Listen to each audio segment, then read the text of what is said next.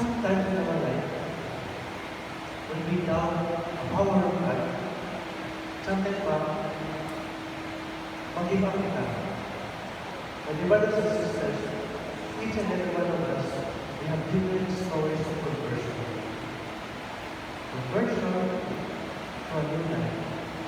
Conversion from some struggles, mga desire natin na virtue. Vision, sometimes conversion to God. Pag marapot na takal, pagpuri na kita, you're just like Zacchaeus. Lord, lumuhog naman ako sa ito. But why? Kaya ano, na-experience ang piling mga pagpupuri. Mas saupay na lang ang Diyos.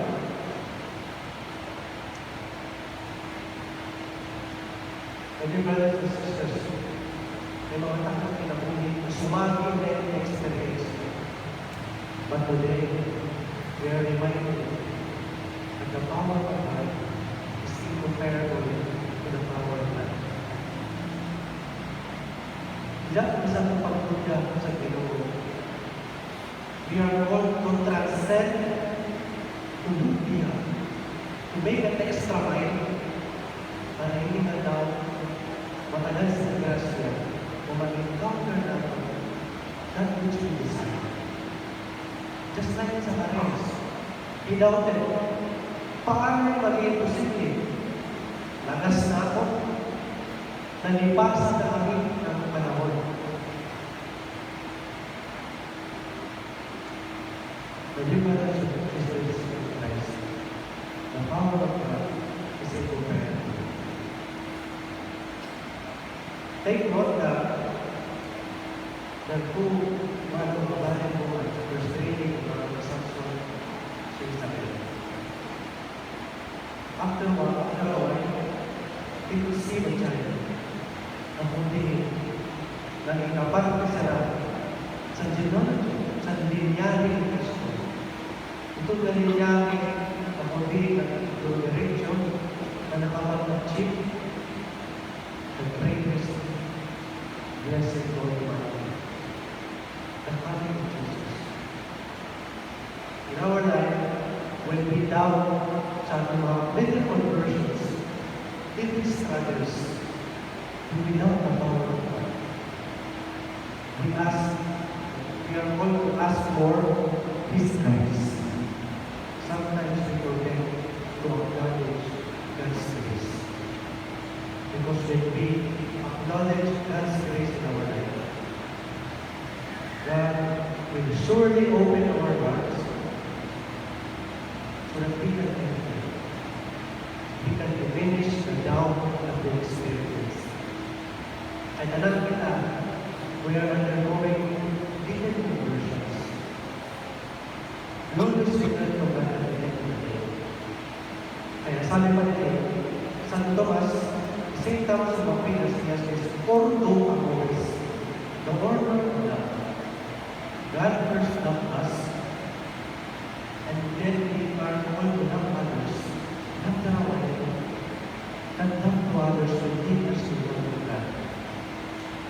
The love of God is always calling us unto Him. Kaya at the end of the day, babalik pa rin tayo sa yaman ng Panginoon. No matter how many doubt we experience, no matter how many questions we ask to God, Lord, kailangan mo na experience ng Panginoon. Hindi naman ako sa mga bakit, sabi naman ako, I am returning to you. You can experience this in His words. First, we ask for His grace to open our hearts and to open our eyes that He is always there. Si Zacchaeus, namula na siya sa last part ng Evangelyo, na-realize niya na Ginoo. Samtang namula ako, samtang nag-doubt ako, sa poder sa Ginoo, sa niya power, truly, God was with me after all. It is a reminder to all of us in our little journey, in our little conversions, God is always there. God is always there in our hearts. We are, alam na tayo po, tawag ng ating Diyos.